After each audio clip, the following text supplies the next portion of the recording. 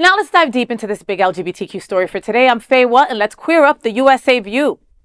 The most pro-LGBTQ president in history has had the most harmful first 100 days on LGBTQ in history.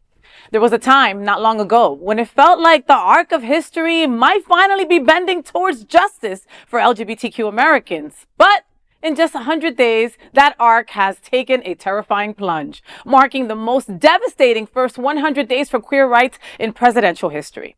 Leaders of log cabin Republicans have repeatedly told Queer News Tonight and told Al Ferguson that Donald Trump is the most pro-LGBTQ president in history. But the organization, both nationally and local chapters, have largely gone silent after the first 100 days of the new Trump administration. The LGBTQ community had made hard-won gains. Marriage equality had become law. Workplace protections were strengthened. LGBTQ leaders were visible across politics, media, and even the military. The Biden years felt like a breakthrough. Executive orders on day one protected queer Americans. Pete Buttigieg became the first out gay cabinet member. Admiral Rachel Levine, a trans woman, was appointed to a senior health position. The Respect for Marriage Act passed with bipartisan support. But today, and 100 days since the inauguration of President Trump's second term, many in the LGBTQ community say those gains are vanishing. Trump's first moves were executive orders targeting queer and especially transgender Americans. Gender-affirming care was smeared as mutilation. Trans service members were banned again. Pride celebrations erased. Diversity programs dismantled. LGBTQ HIV and AIDS funding has been slashed, both at home and abroad. World Pride events have been canceled just this week by Trump-controlled federal institutions. The impact? Hate crimes are rising. Queer youth suicide risks are spiking, especially after Trump removed suicide hotline support for LGBTQ plus kids. And it's only been 100 days. May 1st, 2025, 100 days into the new presidency, activists express fear and concern. Queer News Tonight will continue to tell this evolving story, but we ask, what lies ahead for the next 100 days, or the next 1,000 days, or even after that? I'm scared, folks. I am feeling Handmaid's Tale like nobody's business. Every single day there's another news story and it's targeted against us, targeted against Black and brown folks, targeted against immigrants, targeted against women.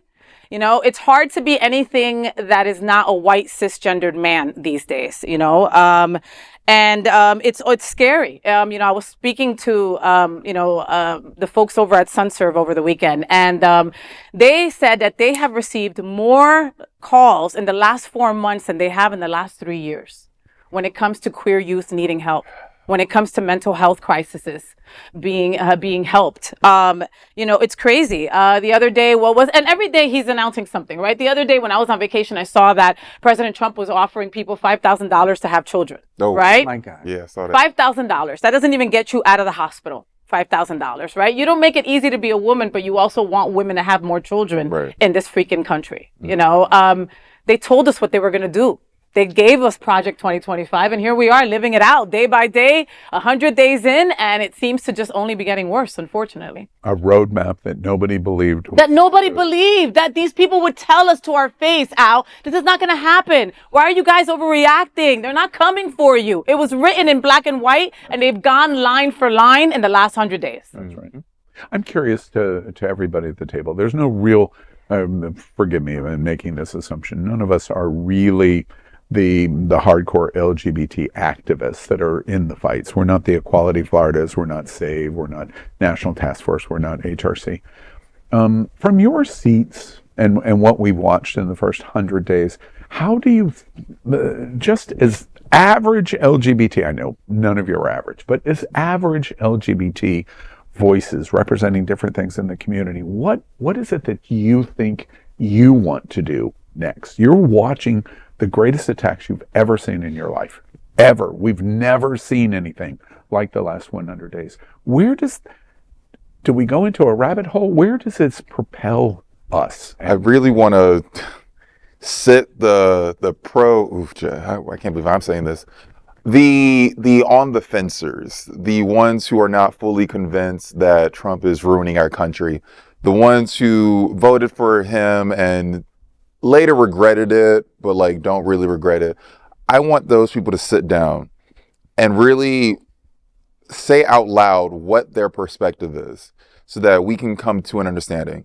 Selfishly, the goal is to have them turn to our side, the side of common sense, the side of reading what's out there, the side of listening what they're saying and believing them. And if we can get that to happen some way, somehow, we get the numbers on our side. Now, the queer community is not small by any means. The people of color, the Black community, we're not small by any means, but we are divided amongst ourselves. I need us to come into one accord so that we have a singular mission, so that we can look at our representatives and be like, hey, collectively, this is what we want, clear as day. I want to remove the riffraff, this perspective, that perspective. I respect you all having your opinions, but clear as day, this is what is happening to us, okay? So if you are watching the video, comment down below, where is your current stance? Do you truly believe that Trump is destroying our country? Do you think he is saving our country? Do you think we are overreacting to his actions or the actions of his constituents? Please write down in the comments below, because I'm very curious to see where you stand. I want us to be all on the same page. The right page, ideally. Yeah, it would have been great to be on that page 2 years ago. Yeah, a little late. Little late right now. But we ain't got no choice. The horse is literally out of the barn. Yeah. In terms of thresholds, we have to look at the November 2026 elections. It's the only thing we can concentrate on. Anything else is diversionary, because we have to take the House of Representatives back. It's an absolute. I've just told you, an absolute. We must take the House back, because taking the House back is the only opportunity for the next 2 years to be able to stop him. It's the only possibility. So that is a local political response, because it's congressmen in your areas. It's not even like the Senate, where it's the entire state. If we could take the Senate back, that would make a big deal. And that's where Elijah is running? Elijah Manley, by the way, is doing terrific. Gay, young, I think he's 26 here in Fort Lauderdale. In his campaign, Maxwell Frost is making amazing strides in Orlando, but across the board, that has to be our focus. And to your challenge, and you wish it was 2 years ago, it's in front of us. It is black and white. We must win the House of Representatives on the first Tuesday in November of 2026, or Trump sails through the rest of his term. And honestly, God forbid, he jokes about a third term. Yep. And there's a way that, Honey, he wants to be Pope. He said he should be the next Pope. Yeah. Sure, if I could add into that. Please. So I agree with you 100%. The only way to make real change is to flip the House, and hopefully if we can flip the Senate too. But I'm not criticizing too hard some of the other people that are trying to do something, because there's only so much that can be done in a day. And there does need to be some kind of hope or public thing that's going on our 24 news cycle that inspires something us, else like Cory is Booker. doing. Like when Cory Booker Exactly. was on for 26 Exactly. hours, that was not inspirational. that's going to make a difference in the legislation, but it does make a little bit of gives us a little bit of hope, right? So I've been trying to study the whole Trump phenomenon, because I know this will be written about in books for generations to come about what happened. And so I do believe with the LGBT bent that whenever you move to a culture too far, too fast, this is what happens. The pendulum, when it swings too far, too fast, too many people end up feeling like, wow, they just completely ran over to this side, and now I feel really defensive in my mob over here, my mob mentality, and then it swings back. And it swung towards, to Joe Biden. First it was Trump, and we're like, no, we're tired of this. Then it went to Biden, and then I think our community was like, okay, let's just do the most. And then it gave room to swing back to Trump. And I think that in our community, I see it all the time, where we are just demonizing people who are not necessarily bad people. Maybe their ideologies are a little old-fashioned, but there are inroads that we can make to help bring them to our side. And we often just don't do that, and we're like, you're just racist, you're this, you're this ist. And some people are, and we need to, you know, call that out when it's in the extreme form. But when everything is racist, everything is sexist, Homophobic, everything, it waters down the term, and then everybody just kind of tunes each other out. And so my hope, and maybe in answer to your question, somewhat, is that we need to be more understanding of the people who are different and have different ideas, because the majority of people don't have this. They're not MAGA. The brilliance, I guess, of what Donald Trump and his administration did was they figured out a way to game the system so that the minority can control the majority. You know, but we have the power, and we can make these people who are sitting out, who don't care about politics, care about us a little bit more and bring them to the ballot box. Yeah. So, well, because we have to remember, we can't also demonize the Trump voters, right? Because they're not the only reason that we're here. 33% of people stayed the F home and didn't vote. That's right. And also our Republican senators. Like, I know it is so sexy for us to just dunk on Lindsey Graham and dunk on all of these people. And trust me, I hate them. I mean, you know, I strongly dislike them, but we need a few of them to crumble so that the rest of them feel comfortable of voicing their true opinion. They're not going to listen to us. They're going to listen to them first. As much as we are hating what they're doing and what they have done to get us to the situation we're in, we have to encourage them to flip and to start to crumble so that they could take him out right now if they wanted to. They could impeach and remove Donald Trump if they wanted to right now for what he's doing, but they're too scared, and we have to empower them to not be so scared. Can I suggest, Faye, I think your story is interesting because it marks what has happened in the first 100 days, and we've not ever in our lives, you know, I turned 65 in July. Never in my life have I ever seen anything that affects so many people so badly in so many different ways in 100 days, ever in my entire life.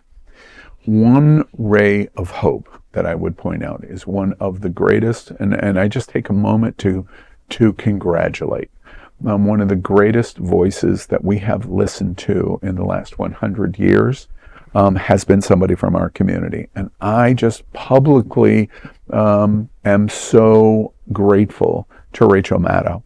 Rachel Maddow has warriored coming out of basically semi-retirement of doing once a week at MSNBC on Monday nights to doing it 5 nights a week for the first 100 days. And thank God she did, because her voice has been crystal clear, bell clear. This is what's happening, and are you paying attention to it? This is what's happening. She has broken through all of the MAGA and Trump and Pam Bondi and Vice President Vance nonsense completely. She has pierced it. And the principal charge that Rachel Maddow has helped be a true lighthouse in a beacon so we don't crash on the rocks of the shore is to say protest for protest. For protest's sake, she has reported and reported and reported the growth of protests all over America, showing what's happening and what's happening and what's happening. She has broken through the nonsense of what we're watching. And to me, that is part of your challenge and my question of all of us. She is suggesting, like the Tesla protest, that just protesting in and of itself, because we have no power and no control, our protest of showing up is enough. And she's beginning to break through on that. He is not above water in any poll, including Fox News. As many as 60 to 70% of Americans disagree with every single thing, including immigration, that he's doing. And it doesn't matter. That's how strong it is. And so Rachel Maddow is helping us go protest for the sake of protest. It's really, really a good strategy. And I just want to say, over the last 100 days, she has been a reliable Bible on television for me. The only thing that's gotten me through it is Rachel Maddow every day. Yeah. She frames it in the best way, and she's not snarky about it in the way that other people are like, he's the worst. She just says, this is what This it is is. what's This is happening. what it is. And it doesn't turn off people who are, maybe a different point of view. And so I And feel for like that our- is our mission, is to be able to present what's going on the way that she does. So right. everybody, she's going back to Monday nights on next week. That's right. So This tune is in it, and this week. Oh. And just one last thought on Rachel Maddow. We should be so proud of our community because she wears her relationship, her marriage with her partner. She is completely upfront, but she doesn't smash you in the face with her sexuality. And she has really led the voice in America from the LGBTQ community, and all of America is listening to her. We're very proud of her representation in our community. Al, you only like her because you guys get your glasses at the same place. That is the big LGBTQ story for today. There is no other queer nonprofit like this in the entire world. Support our LGBTQ stories by subscribing and sharing Queer News Tonight.